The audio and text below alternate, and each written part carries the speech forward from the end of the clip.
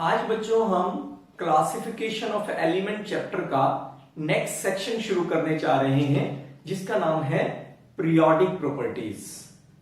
इस टॉपिक में हम लोग पढ़ने वाले हैं atomic radius, ionisation enthalpy, electron gain enthalpy, electronegativity और उनका वेरिएशन एक ग्रुप और पीरियड में।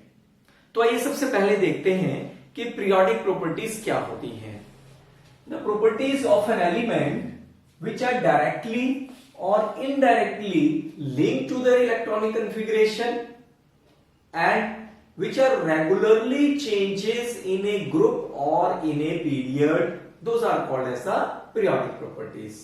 यानी ऐसी प्रॉपर्टीज किसी भी एलिमेंट की जो कहीं ना कहीं उसकी इलेक्ट्रॉनिक कॉन्फ़िगरेशन से लिंक करती हैं और जो एक ग्रुप में और एक पीरियड में रेगुलरली चेंज होती हैं, उनको हम पीरियोडिक प्रॉपर्टीज कहते हैं। तो आइए शुरुआत करते हैं सबसे पहली पीरियोडिक प्रॉपर्टी की, that is atomic radius. Atomic radius, atomic radius को यदि हम डिफाइन करें, atomic radius is defined as the distance from the center of nucleus to the outermost shell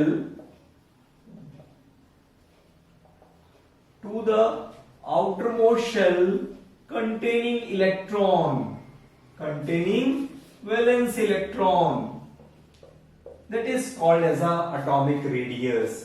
यानी यदि ये किसी एटम का न्यूक्लियस है और ये उसका आउटर मोस्ट शेल है जिसमें वैलेंस इलेक्ट्रॉन रिजाइड करता है, तो ये जो डिस्टेंस होगा ये एटॉमिक रेडियस देगा। This is called as the atomic radius. But it is not possible to determine atomic radius accurately।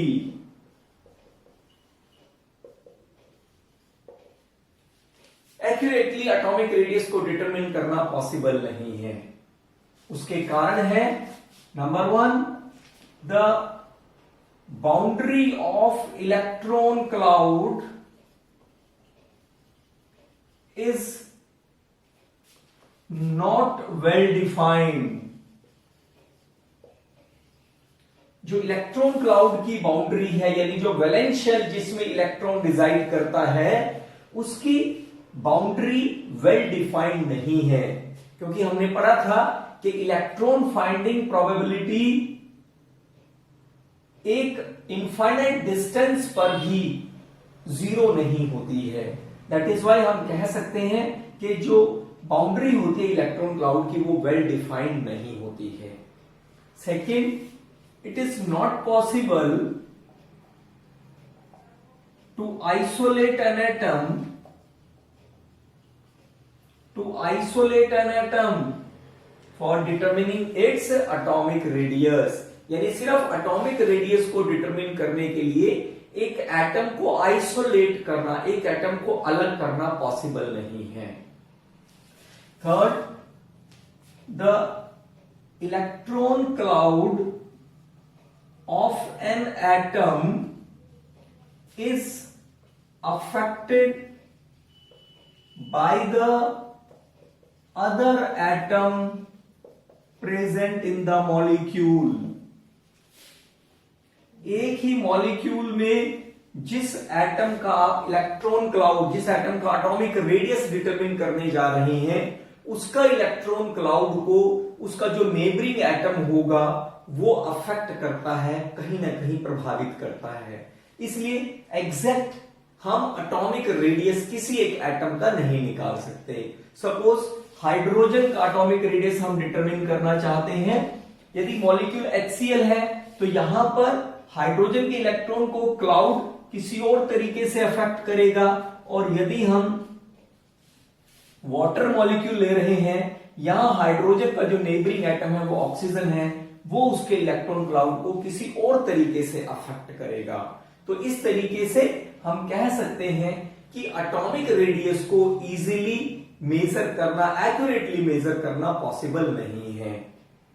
लेकिन रेडियस तो मेजर करना है एटम का, तो उसके लिए पहले हमें यह देखना होगा कि जो एटॉमिक रेडियस होते हैं वो कितने टाइप के होते हैं। तो हेडिंग लगाते हैं टाइप्स ऑफ एटॉमिक रेडियस। सो सबसे पहले एटॉमिक रेडियस की हम बात करेंगे, दैट इज कोवलेंट रेडियस। तो first one, covalent radius. Covalent radius is defined as the one half of the distance between the center of nuclei of similar covalently bonded atoms is called as a covalent radius. यानी एक जैसे atom जो covalently bonded हैं, यानी covalent bond से link हैं, उनके nucleus के बीच के डिस्टेंस का half, this is called as a covalent radius. इसको हम क्या कहेंगे? कोवलेंट रेडियस कहेंगे। दूसरा जो रेडियस है that is called as the van der Waals radius. Van der Waals radius. Van der Waals radius is defined as the one half of the distance between the center of nuclei of two isolated atoms। यदि दो isolated atoms अलग अलग हो, उनके nucleus के बीच के distance का half, that is called as the van der Waals radius. और यदि वो एटम्स मॉलिक्यूल के फॉर्म में हो तब डेफिनेशन क्या हो जाएगी? और इट इज द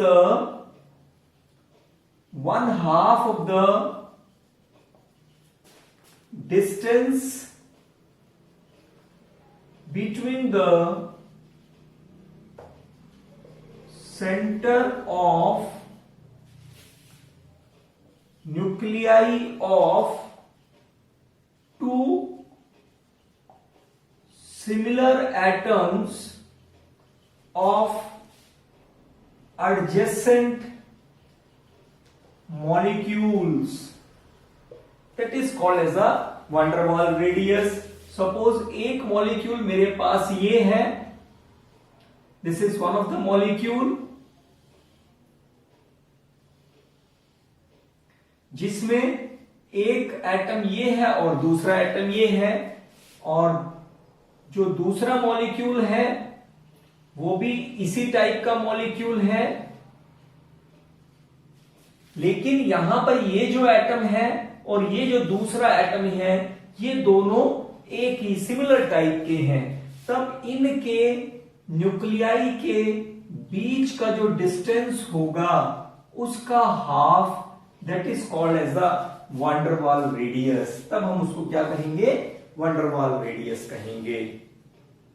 यदि हम इन दोनों रेडियस को कंपेयर करें कि कौन सा रेडियस लार्जर होता है, अब देखिए van der Waals रेडियस जिन एटम्स के बीच में होता है, हमें पता है जो van der Waals फोर्सेस होती हैं वो वीक फोर्सेस होती हैं, इसलिए जो एटम्स होंगे वो डिस्टेंस पर होंगे, इसलिए उनके जो न्यूक्लियस के बीच का डिस्टेंस होगा वो लार्ज होगा। लेकिन कोवलेंट रेडियस में कोवलेंट बॉन्ड कब बनता है? जब इलेक्ट्रॉन क्लाउड एक एटम का दूसरे एटम के इलेक्ट्रॉन क्लाउड में पार्शियली मर्ज कर जाता है, लाइक दैट। इसका मतलब क्या हुआ कि जो इंटरन्यूक्लियर डिस्टेंस होगा एटम्स के बीच में वो कम होगा। दैट इज वाई जो वंडरवाल रेडियस होता है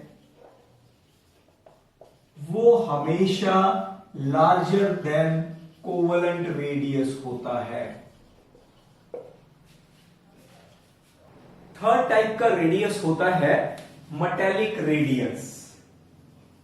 मेटालिक रेडियस, मेटालिक रेडियस को समझने के लिए हमें समझना होगा इलेक्ट्रॉन सी मॉडल। इलेक्ट्रॉन सी मॉडल ये क्या कहता है? इलेक्ट्रॉन सी मॉडल कि हमें पता है कि metal have a tendency to lose the electron. ये जो पॉजिटिव चार्ज आयन बनते हैं after the loss of electron, they are called as a kernels, और इन इलेक्ट्रॉन्स को हम कहते हैं mobile electrons. They are called as a mobile electrons. According to electron C model, there is a sea of mobile electron and positive charge kernels are on their lattice sides. एक electron mobile electrons का C है और जो positive charge kernels हैं they are on their lattice sides. Each kernel is attracted by a large number of the mobile electrons. Similarly, each mobile electron is attracted by the large number of the positive charge kernels. यही जो force of interaction है mobile electrons और positive charge kernels के बीच में, that is called as a metallic bonding. इसको हम क्या कहते हैं? metallic bonding कहते हैं। अब फिर मेटालिक रेडियस क्या हुआ? It is the 1/2 of the distance between the centre of nuclei of the adjacent positive charge kernels, यानी जो दो एडजेसेंट पॉजिटिव चार्ज कर्नल्स हैं उनके न्यूक्लियाई के सेंटर के बीच का डिस्टेंस का half, that is called as a metallic radius. उसको हम क्या कहेंगे? मेटालिक रेडियस कहेंगे। फिर ये देखते हैं कि मेटालिक रेडियस और कोवेलेंट रेडियस में से कौन सा रेडियस लार्ज होता है। हमने अभी बात की थी कि जो कोवेलेंट रेडियस होता है, कोवेलेंट बॉन्ड कब बनता है? Because of the partial overlapping of the half filled atomic orbitals. That is why जो इंटर न्यूक्लियर डिस्टेंस होगा, यानी दो एटम के न्यूक्लियस के बीच का डिस्टेंस होगा, वो कम होगा। परंतु यहां पर मेटालिक रेडियस में क्या है कि जो मोबाइल इलेक्ट्रॉन्स हैं they are free, so they are at a larger distance from the centre of nuclei of the positive charge kernel. That is why जो मेटालिक रेडियस होगा वो हमेशा कोवेलेंट रेडियस से भी बड़ा होता है। तो अब यदि हम तीनों टाइप के रेडियस को कंपेयर करें तो सबसे लार्जर वंडरवाल्स रेडियस होता है, उससे स्मॉलर मेटालिक रेडियस होता है और उससे स्मॉलर कोवेलेंट रेडियस होता है। इस तरीके से हम तीनों रेडियस को कंपेयर कर सकते हैं। आइए देखते हैं कि अब ये जो एटॉमिक रेडियस है ये एक ग्रुप में और एक पीरियड में कैसे वेरी करता है, यानी इसकी वैल्यू कैसे चेंज होती है। ग्रुप पीरियोडिक टेबल में वर्टिकल कॉलम्स को कहते हैं, यानी जितने भी वर्टिकल कॉलम्स होते हैं एक पीरियोडिक टेबल में, they are called as groups. तो अब ग्रुप में देखते हैं कि एटॉमिक रेडियस कैसे वेरी करता है।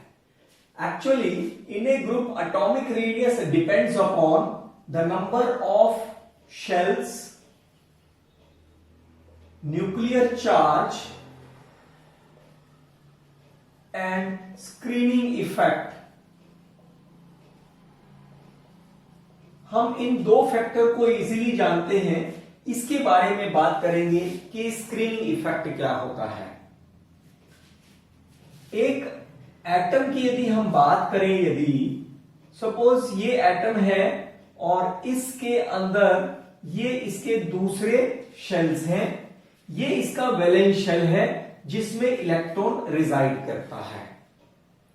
अब इस इलेक्ट्रॉन को ये न्यूक्लियस अपनी ओर अट्रैक्ट करती है, साथ ही साथ जो इनर इलेक्ट्रॉन्स होते हैं they repel the outer electron outwards. ये जो अट्रैक्शन आउटर इलेक्ट्रॉन एक्सपीरियंस करता है that is because of the nuclear charge, यानी charge present on the nucleus, यानी the number of protons present in the nucleus. But ये जो repulsion electron feel कर रहा है due to the inner shell electrons, the repulsion of the outer electron by the inner shell electron is called screening effect। इसी को हम क्या कहते हैं? स्क्रीनिंग इफेक्ट कहते हैं। इसीलिए जो न्यूक्लियर चार्ज इस इलेक्ट्रॉन ने जितना एक्सपीरियंस करना था उससे कम न्यूक्लियर चार्ज ये एक्सपीरियंस कर पाता है, जिसको हम इफेक्टिव न्यूक्लियर चार्ज कहते हैं। फिर ये इफेक्टिव न्यूक्लियर चार्ज क्या हुआ? Nuclear charge minus the screening constant, यानी जितनी रिपल्शन ये आउटर इलेक्ट्रॉन इनर इलेक्ट्रॉन्स की वजह से एक्सपीरियंस कर रहा है उसको हमने टोटल न्यूक्लियर चार्ज में से सब्ट्रैक्ट कर देना है। So that is called as the effective nuclear charge. यानी स्क्रीनिंग इफेक्ट की वजह से जो अट्रैक्शन होती है आउटर इलेक्ट्रॉन की न्यूक्लियस के साथ वो कम हो जाती है। तो फिर एटॉमिक रेडियस कैसे वेरी करेगा? चलिए देखते हैं ग्रुप में कैसे वेरी करता है। सपोज हम एक ग्रुप की बात करें, lithium, sodium, potassium, rubidium, caesium, francium, atomic number 3, 11, 19 and so on. इसकी हम कॉन्फ़िगरेशन लिखिए 2,1, सोडियम इज 281, पोटेशियम इज 2881। यहां हम क्या देख रहे हैं कि जब हम ग्रुप में एक एलिमेंट से नेक्स्ट पर जाते हैं तो एक मेन शेल बढ़ जाता है। एक मेन शेल बढ़ने से क्या होगा? द डिस्टेंस, सपोज इसमें लिथियम के आपके पास केवल ये सेकंड शेल था, 2 शेल थे, लेकिन जब आप सोडियम पे गए तो एक शेल और बढ़ गया। सो the distance of outer electron from the centre of nucleus increase कर गया, लेकिन साथ ही साथ न्यूक्लियर चार्ज भी तो बढ़ता है। न्यूक्लियर चार्ज का क्या काम है? वो आउटर इलेक्ट्रॉन को अपनी ओर खींच रहा है, जिससे साइज छोटा हो जाना चाहिए। स्क्रीनिंग इफेक्ट जो क्या करता है? आउटर इलेक्ट्रॉन को आउटवर्ड्स पुल कर रहा है, बाहर की तरफ धकेल रहा है, जिसकी वजह से ये जो आउटर इलेक्ट्रॉन का डिस्टेंस है न्यूक्लियस से बढ़ जाना चाहिए। इसका मतलब ये हुआ कि शेल के बढ़ने से और स्क्रीनिंग इफेक्ट के बढ़ने से आउटर इलेक्ट्रॉन का डिस्टेंस न्यूक्लियस से बढ़ रहा है, परंतु न्यूक्लियर चार्ज के बढ़ने से आउटर इलेक्ट्रॉन का डिस्टेंस न्यूक्लियस से कम हो रहा है। बट द ओवरऑल इफेक्ट क्या होता है? Overall effect is that the distance of outer electron from the center of nucleus increases and thus atomic radius increases in a group। इसलिए एक ग्रुप में जो एटॉमिक रेडियस होता है वो हमेशा इंक्रीज करता है, क्योंकि एटॉमिक साइज एटॉमिक रेडियस पर डिपेंड करता है। इसलिए जब एटॉमिक रेडियस बढ़ रहा है तो डेफिनेटली एटॉमिक साइज भी एक ग्रुप में इंक्रीज करता है। एटॉमिक रेडियस एक पीरियड में कैसे वेरी करता है? Atomic radius actually decreases in a period, decreases in a period. देखते हैं कैसे। यदि हम एक पीरियड की बात करें, suppose lithium, beryllium, boron, carbon, nitrogen, oxygen, fluorine and neon. यहां लिथियम 3, 4, 5, 6, 7, 8, 9 और 10 इनकी एटॉमिक नंबर्स हैं। कॉन्फ़िगरेशन लिखें तो 2-1, 2-2, 2-3, 2-4, 2-5, 2-6, 2-7 एंड 2-8। यहां हम पीरियड में जब चलते हैं तो क्या देखते हैं कि जब एक एलिमेंट से हम नेक्स्ट पर जाते हैं तो इलेक्ट्रॉन भी बढ़ता है, परंतु जो इलेक्ट्रॉन बढ़ रहा है वो सेम मेन शेल में बढ़ रहा है, यानी कोई मेन शेल यहां पर इंक्रीज नहीं हो रहा है। परंतु साथ ही साथ जब एक एलिमेंट से हम नेक्स्ट पर जाते हैं तो न्यूक्लियर चार्ज इंक्रीज करता है, और न्यूक्लियर चार्ज इंक्रीज करने से आउटर इलेक्ट्रॉन की न्यूक्लियस के साथ अट्रैक्शन बढ़ जाती है। That is why outer electron को न्यूक्लियस अपनी ओर खींच लेती है। So the distance of outer electron from centre of nucleus decreases and thus the atomic radius decreases। so एक पीरियड में एटॉमिक रेडियस हमेशा डिक्रीज करता है। यदि ऐसा है तो ऑक्सीजन का एटॉमिक रेडियस नाइट्रोजन से छोटा होना चाहिए, but it is observed that the size of oxygen is bigger than that of nitrogen। Oxygen का जो साइज है वो स्लाइटली बिगर लार्जर होता है देन दैट ऑफ नाइट्रोजन से, जबकि होना क्या चाहिए? नाइट्रोजन का साइज बड़ा होना चाहिए, ऑक्सीजन का छोटा होना चाहिए। आइए देखते हैं ऐसा क्यों होता है। नाइट्रोजन की कॉन्फ़िगरेशन है 1s2, 2s2 एंड 2p3, यानी इसका जो p सबशेल है उसमें 3 इलेक्ट्रॉन्स हैं और तीनों ऑर्बिटल्स हाफ फील्ड हैं, यानी उन तीनों में एक एक इलेक्ट्रॉन है। परंतु यदि हम ऑक्सीजन की बात करें, ऑक्सीजन में कॉन्फ़िगरेशन यदि हम इसके लिखें तो क्या हो जाता है? 2p4, यानी एक इलेक्ट्रॉन हाफ फील्ड से ज्यादा हो जाता है। So because of inter electronic repulsion क्या करती है? It outweighs the effect of increased nuclear charge.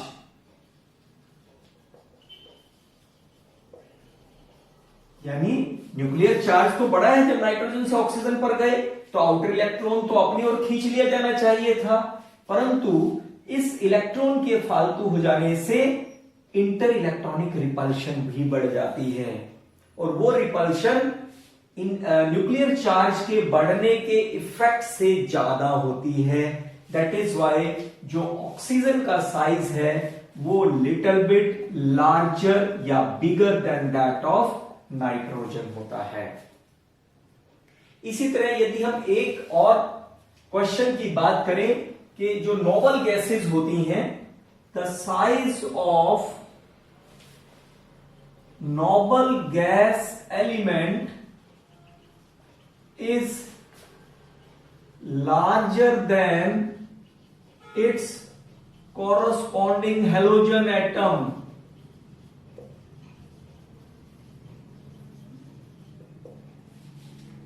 यानी होना क्या चाहिए था कि जब एक पीरियड में हम जा रहे हैं, साइज डिक्रीज कर रहा है, तो नोबल गैस एलिमेंट का जो साइज है वो तो छोटा होना चाहिए था, कम होना चाहिए था, परंतु इसका साइज इसके कॉरस्पॉन्डिंग हैलोजन से हमेशा लार्जर होता है। This can be explained easily on the basis of electronic configuration of the noble gases. यदि यहां हम नियॉन की बात करें, नियॉन की कॉन्फ़िगरेशन है 1s2, 2s2 एंड 2p6, यानी जितनी भी नोबल गैसेस होंगी सभी की जनरल इलेक्ट्रॉनिक कॉन्फ़िगरेशन ns2np6 होगी। इसका मतलब ये हुआ कि इनका जो आउटर शेल है वो कंप्लीटली फिल्ड होता है। That is why because of the increased inter electronic repulsion, जो इंटर इलेक्ट्रॉनिक रिपल्शन है वो बहुत ज्यादा बढ़ जाती है, तो न्यूक्लियर चार्ज के बढ़ने के इफेक्ट को खत्म कर देती हैं। दैट इज वाई अगेन जो नोबल गैस एलिमेंट के एटम का साइज होता है वो उसके कॉरस्पॉन्डिंग हैलोजन एटम से हमेशा लार्जर होता है। आयनिक रेडियाई, हमें पता है आयंस क्या होते हैं कि जब कोई एटम इलेक्ट्रॉन को गेन करता है या लूज करता है तो उस एटम पर एक नेट चार्ज आ जाता है जिसको हम आयन कहते हैं। यदि वो इलेक्ट्रॉन लूज करता है तो कैटायन कहलाता है, और यदि वो इलेक्ट्रॉन गेन करता है तो एनायन कहलाता है। तो फिर आयनिक रेडियाई क्या हुआ? Defined as the distance from the centre of nucleus of the ion up to which it exert its influence, जहां तक वो आयन अपना प्रभाव छोड़ता है वहां तक का distance from the centre of nucleus, that is called as the ionic radius. हाँ, हम यहां पर दो इंपॉर्टेंट फैक्टर की बात करेंगे, दो इंपॉर्टेंट क्वेश्चन की बात करेंगे। फर्स्ट जिसमें है द साइज ऑफ कैटायन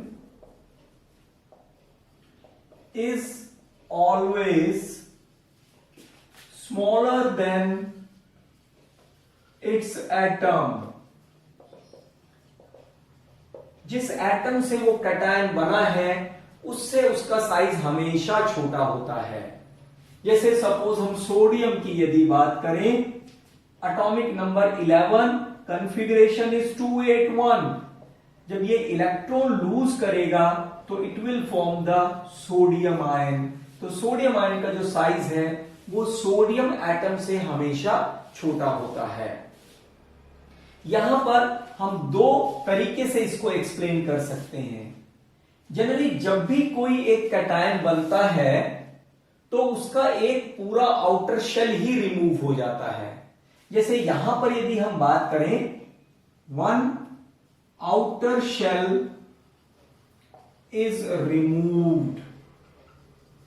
यहां पर जैसे हम बात करें सोडियम जिसकी कॉन्फ़िगरेशन 281 है, यहां पर थर्ड मेन शेल में एक इलेक्ट्रॉन है, लेकिन उसको यदि हमने लूज कर दिया तो हमारे पास दो मेन शेल रह गए। सो इसका मतलब क्या हुआ कि आउटर शेल का जो डिस्टेंस है वो न्यूक्लियस से कम हो गया, और डिस्टेंस कम हो गया तो इसका मतलब रेडियस कम हो गया। दूसरा फैक्टर है इफेक्टिव न्यूक्लियर चार्ज। सोडियम, यहां पर सोडियम एटम के केस में 11 एटॉमिक नंबर है, तो इसका मतलब 11 प्रोटॉन है, 11 इलेक्ट्रॉन है। लेकिन एक इलेक्ट्रॉन के लॉस के बाद प्रोटॉन तो हमारे पास 11 ही रहे, लेकिन इलेक्ट्रॉन 10 रह गए। इसका मतलब क्या हुआ कि हमें पता है कि एक प्रोटॉन को एक इलेक्ट्रॉन नलिफाई करता है, तभी तो atom as a whole neutral होता है। लेकिन यहां पर प्रोटॉन जो न्यूक्लियस में रिजाइड करते हैं वो ज्यादा हैं, यानी खींचने वाले ज्यादा हैं और जिनको खींचना है वो कम है। So the effective nuclear charge पर इलेक्ट्रॉन इंक्रीजेस। जो इफेक्टिव न्यूक्लियर चार्ज पर इलेक्ट्रॉन पर एक्ट करता है वो क्या होता है, इंक्रीज कर जाता है। So the distance of outer shell from nucleus decrease कर जाता है, and thus the size of cation is always smaller than its atom। यदि हम एनायन के साइज की बात करें, जो साइज ऑफ एनायन है is always larger than it's atom. Anion का साइज उसके एटम से हमेशा बड़ा होता है। देखते हैं कैसे। यदि क्लोरीन की हम बात करें, कॉन्फ़िगरेशन इज 287। अब इसके आउटर शेल में एक इलेक्ट्रॉन की कमी है, तो इसने एक इलेक्ट्रॉन गेन किया और एनायन बना दिया। Now the configuration becomes 288। अब यहां पर नंबर ऑफ शेल्स में कोई चेंज नहीं आया, लेकिन यहां पर हमारे पास 17 प्रोटॉन है, 17 प्रोटॉन है और 17 ही इलेक्ट्रॉन है। लेकिन यहां पर प्रोटॉन तो 17 ही रहे, लेकिन इलेक्ट्रॉन कितने हो गए, 18 हो गए। सो इलेक्ट्रॉन बढ़ गए जिनको खींचना है, और जिन्होंने खींचना है वो उतने ही रहे। दैट इज वाई जो इफेक्टिव न्यूक्लियर चार्ज पर इलेक्ट्रॉन है इस इफेक्टिव न्यूक्लियर चार्ज पर electron decreases. So the distance of outer shell, outer electron from the nucleus increase कर जाता है। सो डिस्टेंस इंक्रीज कर जाता है, एंड दस साइज इंक्रीजेस। इसलिए साइज जो है वो इंक्रीज कर जाता है, यानी एनायन का साइज उसके एटम से हमेशा बड़ा होता है। आइसो इलेक्ट्रॉनिक आयंस, जैसा नाम से ही इसका क्लियर है, आइसो मीन सेम, इलेक्ट्रॉनिक यानी इलेक्ट्रॉन, यानी ऐसे species, the species of different element having same number of electron but different nuclear charge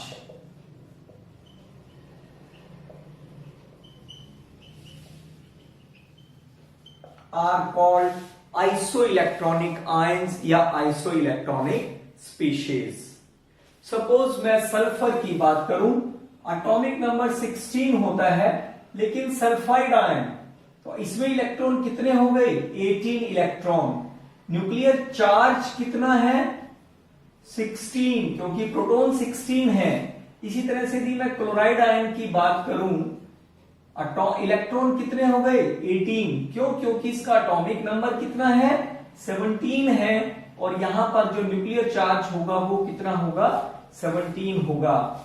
इसी तरह से यदि हम सपोज पोटेशियम आयन की बात करें, इसका एटॉमिक नंबर 19 है, लेकिन एक इलेक्ट्रॉन कम हो गया तो 18 इलेक्ट्रॉन रह गए, लेकिन यहां न्यूक्लियर चार्ज 19 है।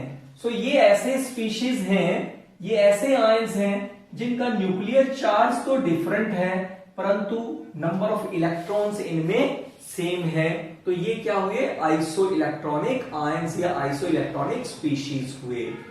इसी तरह से यदि मैं नियॉन को लूं, नियॉन एटॉमिक नंबर 10 है, यदि नियॉन एटॉमिक नंबर 10, यदि हम दूसरे इसके साथ के आइसो इलेक्ट्रॉनिक स्पीशीज देखें, सोडियम एटॉमिक नंबर 11 होता है, परंतु जो सोडियम आयन है उसमें कितने इलेक्ट्रॉन रह गए, एक इलेक्ट्रॉन कम करने पर 10 रह गए। इसी तरह से मैग्नीशियम एटॉमिक नंबर 12 होता है, परंतु आउटर शेल से 2 इलेक्ट्रॉन रिमूव करने के बाद इसमें 10 रह गए। इसी तरह एल्यूमिनियम आयन एटॉमिक नंबर 13 होता है, लेकिन 3 इलेक्ट्रॉन रिमूव करने के बाद 10 रह जाते हैं। इसी तरह से यदि हम फ्लोराइड आयन की बात करें, एटॉमिक नंबर 9 है, इसमें भी 10 इलेक्ट्रॉन। यदि हम और इधर आ जाए, oxygen oxide ion 10 electron, nitrogen nitride ion 10 electron. तो ये सारे क्या हैं, आइसो इलेक्ट्रॉनिक स्पीशीज हैं, जिनमें नंबर ऑफ इलेक्ट्रॉन तो सेम है परंतु न्यूक्लियर चार्ज डिफरेंट है। तो ये सारे क्या कहलाते हैं, आइसो इलेक्ट्रॉनिक स्पीशीज कहलाते हैं। आइसो इलेक्ट्रॉनिक स्पीशीज का जो रेडियस है वो कैसे वेरी करता है। अब देखिए, हमने अभी पढ़ा है न्यूक्लियर चार्ज का इफेक्ट बहुत ज्यादा होता है। Greater the nuclear charge, greater will be the attraction to the outermost electron and so the size is less. That is why जो एल्यूमिनियम आयन है, यदि मैं इस आइसो इलेक्ट्रॉनिक सीरीज की बात करूं तो एल्यूमिनियम आयन का जो साइज है वो सबसे छोटा होगा, then magnesium, then sodium ion, फिर then fluoride ion, then oxide ion, और जो सबसे बड़ा साइज होगा इसमें वो नाइट्राइड आयन का होगा। तो इस तरीके से जो आयनिक रेडियाई है एक आइसो इलेक्ट्रॉनिक सीरीज में इस तरीके से वेरी करती है।